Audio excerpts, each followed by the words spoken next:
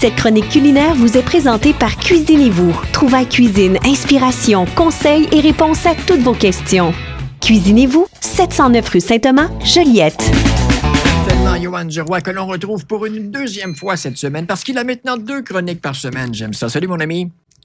Bon matin, ça va bien? Très, très bien. Je suis en compagnie de mon co-animateur invité, Jonathan Salvance de Mata, les super glissades de Saint-Jean-de-Mata. Et puis, es-tu habile en cuisine, mon cher?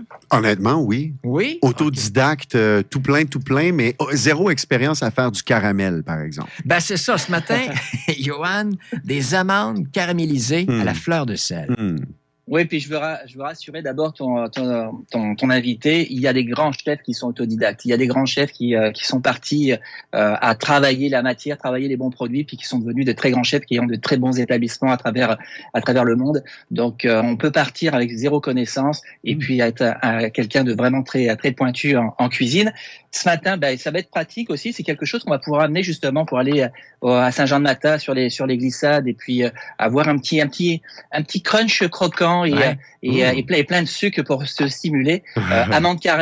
Amandes caramélisées, mais je te dirais, on va y aller avec du sucre d'érable aussi et à la fleur de sel. Donc, je voulais vraiment travailler ces deux produits. Moi, j'aime bien le sucré salé et j'adore les amandes. Puis, on peut le travailler avec différentes noix. Hein. Si vous avez, par exemple, si vous préférez la pacane, etc., vous pouvez le travailler sans problème.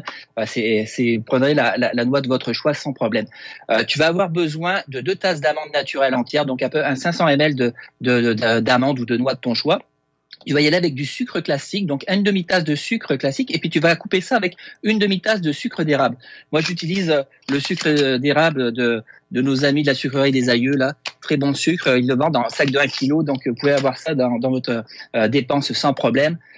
Et puis tu vas y aller aussi avec du beurre, donc à peu près 30 ml de beurre, un peu de piment d'Espelette. Moi, j'aime bien pimper un petit peu ces amandes caramélisées avec le piment d'Espelette.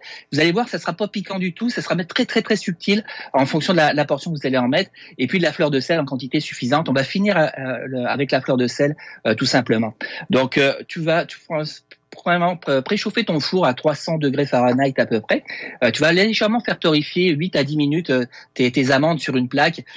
Tu vas utiliser une feuille silicone pour pas que ça colle. Donc, tu mets tes amandes dessus ou tes noix, tu les mets au four, tu les remues de temps en temps vraiment pour les torréfier. Pendant ce temps-là, dans une casserole, tu vas mettre tes sucres, ton beurre et ton piment d'Espelette et puis tu vas laisser caraméliser. On bouge le moins possible le sucre parce que on veut vraiment que le caramel se travaille tranquillement. Le beurre va donner ce côté gourmand à ce caramel qui va être super intéressant. Puis le piment d'Espelette, comme je disais, juste pimper. Donc une fois que ton caramel va prendre la bonne température, on le retire du feu et tu vas tout simplement mettre tes amandes ou tes noix dans ce mélange de caramel, bien mélangé avec une spatule à haute température, bien mélangé. Puis après, tu vas réétendre ça tout simplement sur ta plaque avec ton papier, soit parchemin ou ta feuille de silicone. Tu vas mettre tes amandes tout simplement, bien étendre, et puis là tu vas pouvoir remettre un peu de sucre d'érable dessus, et puis tu vas mettre ta fleur de sel tout simplement dessus. Tu remets ça un petit peu au four tranquillement, et puis tu vas laisser retirer. Et puis refroidir. Une fois que ça va être refroidi, c'est là que tu vas casser. Puis regarde ce que tu vas avoir, des belles amandes caramélisées qui vont pouvoir être mangées.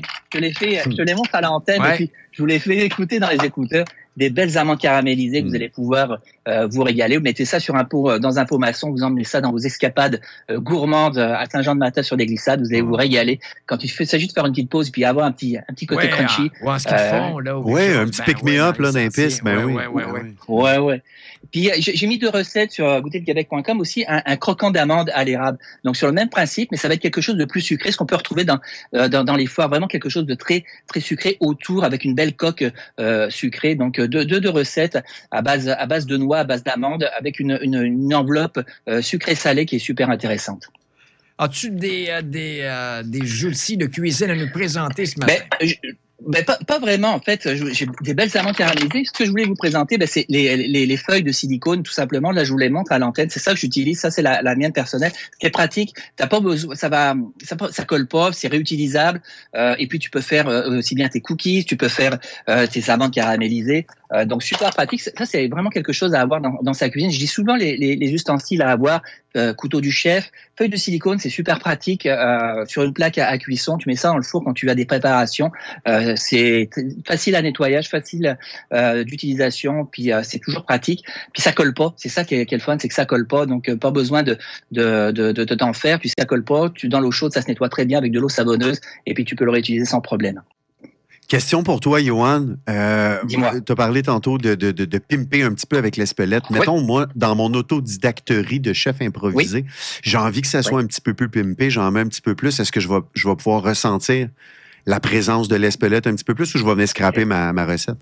Non, mais ce que tu peux faire à ce moment-là, si tu veux vraiment pimper, soit tu en mets un petit peu plus dans ton caramel, ou tout simplement quand tu saupoudres sur tes amandes qui sont encore chaudes, encore qui sortent de la casserole et que tu mets sur ta feuille de silicone, ben, tu rajoutes une pointe de piment d'Espelette tout doucement.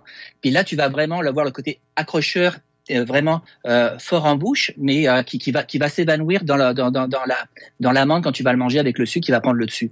Donc tu peux soit rajouter un petit peu plus dans ton caramel ou tout simplement saupoudrer légèrement au-dessus quand tu vas faire ton croquant tout simplement. Je salive.